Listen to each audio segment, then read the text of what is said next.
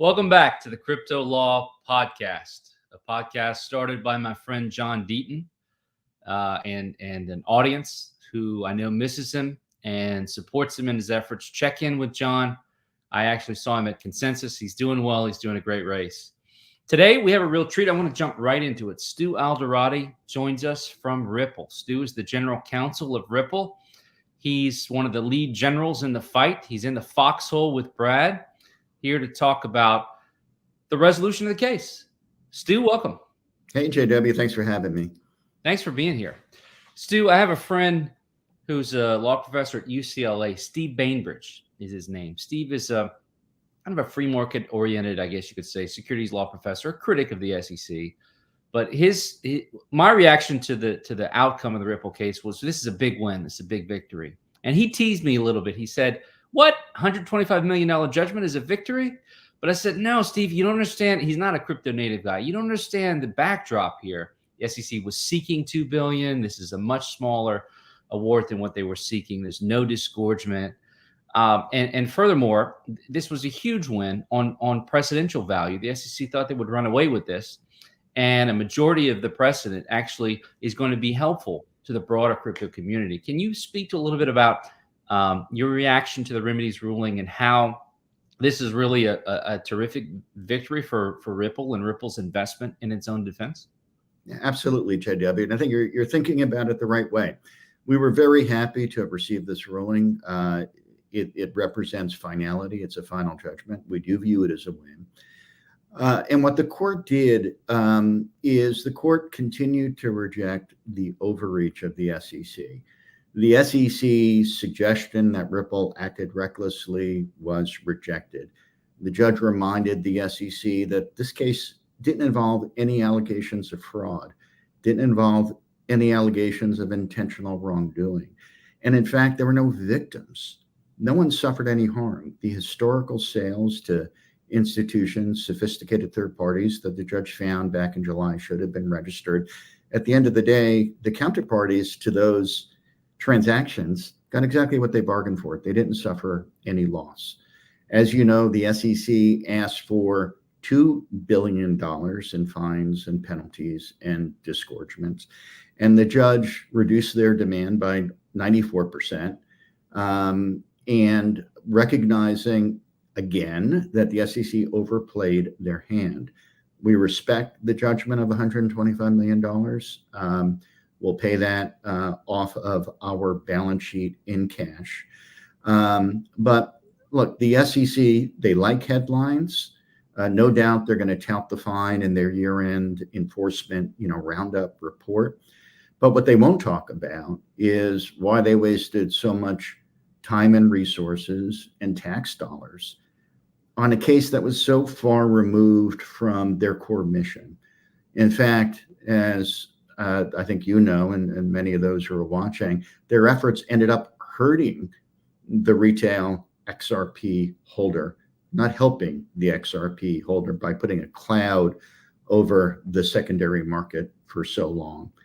I also, I get a little bit of amusement, I guess you can call it, from the never-ending chatter on Twitter, and hopefully this now comes to an end with the final judgment about when's settle and when's Ripple going to settle and when's Ripple going to put this case behind it. This case was never about money. This case was about the ridiculous come in and register stance of the SEC. And as we all know, there is no mechanism for a crypto company or a token to register in the US. We win on that point, and that's the point that matters to us. And I think the judge sees that. And I'm hopeful the judge in the Coinbase and the Binance cases will see that too, that we'd like to register, but we can't. I also found it ironic, the SEC, when trying to claim damage for willful misconduct, they said, well, the harm to investors was that they didn't get they couldn't show direct harm in terms of traditional economic harm. So they said the harm was you couldn't access documents on Edgar about Ripple. That was the harm itself. Even though this is an underlying technology that exists on blockchains that are open and transparent, it's frustrating for me as a watcher. So I imagine it's frustrating for you. So what's the future hold? The SEC, will they appeal this decision? Are you watching the Coinbase and Binance and Uniswap cases to see what happens there and what those cases might mean for you in the future of Ripple? Is this going to be, circuit split territory ultimately? Is this going to be SCOTUS ultimately? Are we going to get to litigate my pet issue, the major questions doctrine, as a salvation for crypto ultimately? What's the final boss here? Well, there's a lot packed into that. So let me see if I can go through everything that you raised in your question. Look, if the SEC were a rational actor, they should just move on from this case. Again, the court's finding that there are no victims here, that no one suffered any loss in this case. There are no allegations of fraud. Nothing in this case advances the core mission of the SEC. But we all know that when it comes to crypto, the SEC has proven itself not to be rational. In fact, the court, in our case, criticized the SEC for engaging in litigation gamesmanship and tactics rather than faithfully applying the law. So I wouldn't be surprised if the SEC does appeal, but I'll say a couple of things. Number one, and I think this is important for folks to appreciate and understand, XRP's status as not a security and the secondary market trading of XRP as not security transactions, that is the law of the land, and that does not change even if the SEC appeals. And I would ask everyone to focus on that. I would also ask people to focus on if they appeal, and again, I hope they don't, and if they're a rational actor, they shouldn't, but they're not rational. Statistically, the Court of Appeals, specifically the U.S. Court of Appeals for the Second Circuit, where this case will go, reverses lower courts less than 10% of the time. And given Judge Torres's careful and thoughtful treatment of all of the issues in this case, we're very confident that any appeal would withstand a challenge by the SEC. So again, if I were advising the SEC, not as Ripple's chief legal officer, but as a lawyer who's been doing this for a long time, I would recommend that they do not appeal. This case was an overreach from the outset. They've got a terrible record. I would say, look, SEC, go back to your core mission of protecting investors in the market and stop focusing on cases where there were no harm to investors and there was no harm to the market other than the harm that you visited by actually filing the suit. On the broader question, yes, we're watching the Binance case. Yes, we're watching the Coinbase case. Yes, we're watching the Kraken case in California. We're watching all of these cases. What we need in this country is rational legislation, practical legislation, a policy solution for crypto. Absent that policy solution, I think, JW, that whether it's the Ripple case or the Binance case or the Coinbase case or some other case, eventually this does need to get resolved in the courts and by higher courts and ultimately by the Supreme Court.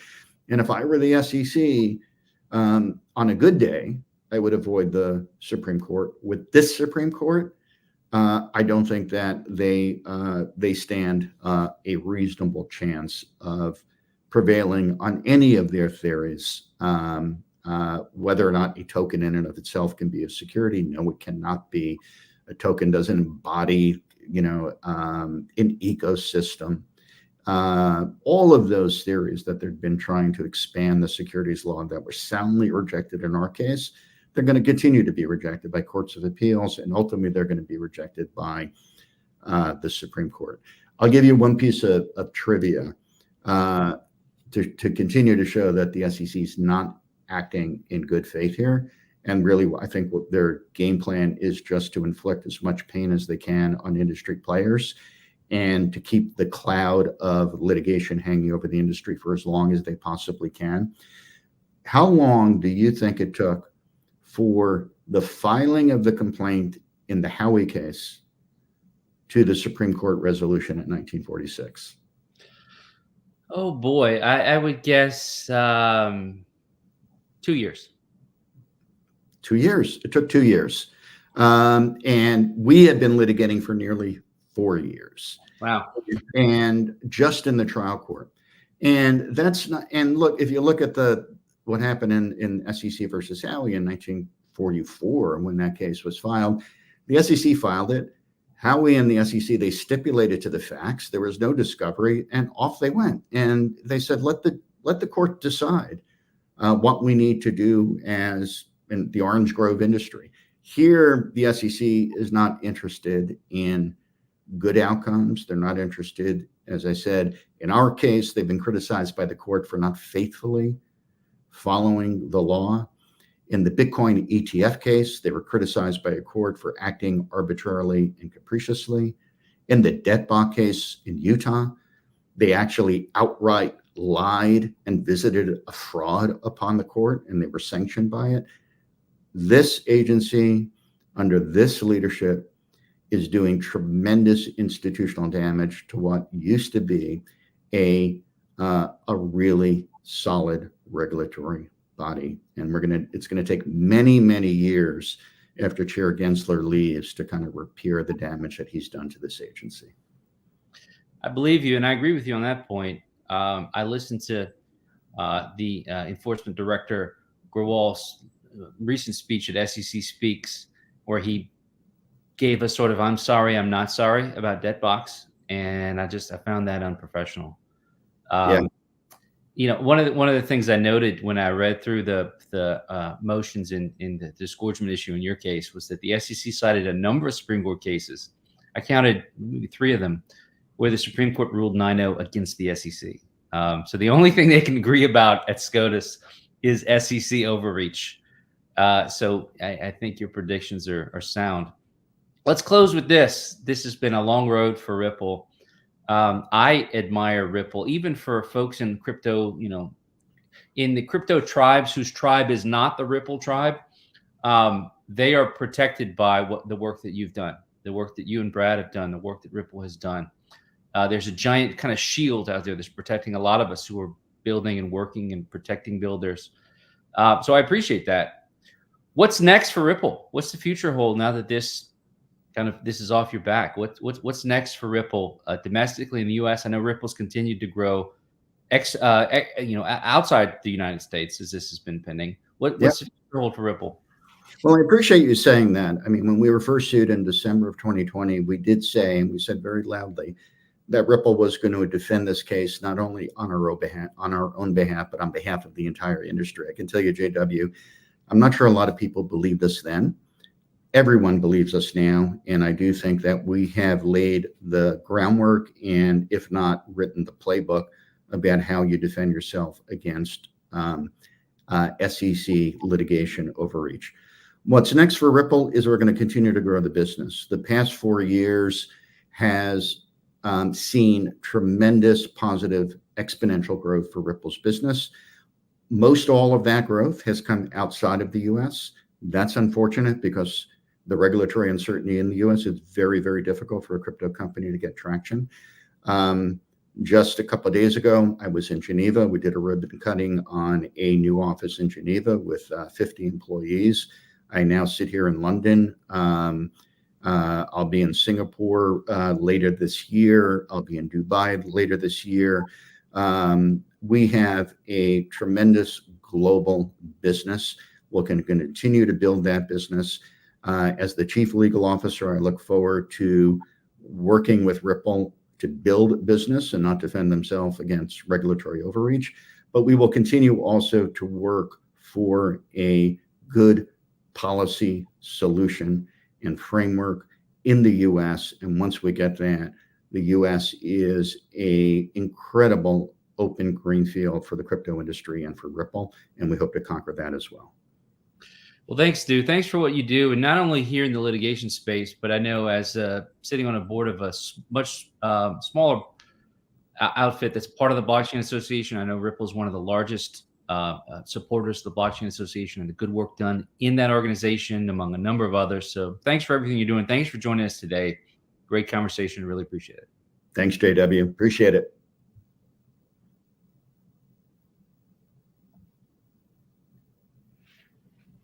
All right. I think we'll move over to, just some final thoughts for the audience that's joined us. I really appreciate everybody joining us. We'll send Stu out, getting back to work on Grow and Ripple, and I hope enjoying an opportunity to talk about what happened here and the victory they did. Look, the investment of resources was incredible in this case. I'm not familiar with an investment of resources quite like it. They had the tools, they had the talent. They hired, what do you do when you're hit with overreach by the SEC? You hire one of the former SEC enforcement directors, Andrew Seresny, and you hire a former SEC chair. And an SEC chair who, she was a Democrat. I worked for a Republican committee that handled oversight of Mary Jo White when she was chair of the SEC. I'll say this: we had our disagreements, our policy disagreements, among a number of things regarding the implementation of the Dodd-Frank Act. I worked on a chairman who was a critic of that act. She was tasked by statute with implementing parts of the Dodd-Frank Act. We went back and forth. We had disagreements, but I always respected her. And I felt she had the agency's best interest at heart. She was a solid SEC enforcement lawyer, a lawyer's lawyer who respected the agency, respected the legal doctrine, and worked within a good faith interpretation of legal doctrine. That was Mary Jo White. That was true of Mary Shapiro as well, Obama's other SEC chair. And that's been true through most of the agency's history, I think, for both sides. Gensler's not like that. Gensler's not in that mold. He's different. He is taking the helm of the SEC in the direction of sort of politics by other means. Just use whatever means necessary to achieve the political objective he wants. It's done damage to the agency, as Stu said. It's concerning. What does the future hold? I don't know. I mean, it largely is about the political election, the impact of the election, what happens. And consider me a skeptic of efforts to do a reset in the Harris campaign in their policy toward crypto. Look, if Vice President Harris wanted to be open and work with the crypto community, she'd have done so outside of the 90-day window before an election. Okay. It's too late at that point. I think my friend Ryan Selkis said it best about the Democrats right now. You've been caught cheating. You're in the room. The wife is at the door, caught you cheating, caught you in the act. Please forgive me, honey. Maybe in 6 months or a year when you work at it, rebuilding the relationship, maybe, but not in the next couple of months. No way. So I think the crypto Harris reset is a waste of time. And no matter how you feel politically, if you're a single issue voter like me in crypto, you kind of have to support the Trump campaign. That's where I am personally. I just don't see outreach to the Harris campaign being useful. Now, that said, crypto is a bipartisan issue. I do believe that. And I believe we have some tremendous leaders in Congress who are working to build bridges to crypto. Richie Torres is a prime example of this new breed of Democrat members who are going to be helpful allies to the crypto industry going forward. That's my 2 cents. Not everybody will agree with it, but I'm using my soapbox now to say highly, highly skeptical of this idea of a Harris crypto reset. I think there's nothing there. It's all smoke and mirrors. So that's my perspective. That's my view, but keep building out there. I want to hear from you. I hope you follow me, JW Verret, Block Prof, on Twitter. I have a lot of friends in the XRP community who follow me and who we interact with and talk. So please follow me, and I'd love to keep the conversation going. Thank you all for joining us today, and keep an eye on our friend John Deaton and support him if you can. Take care, everybody.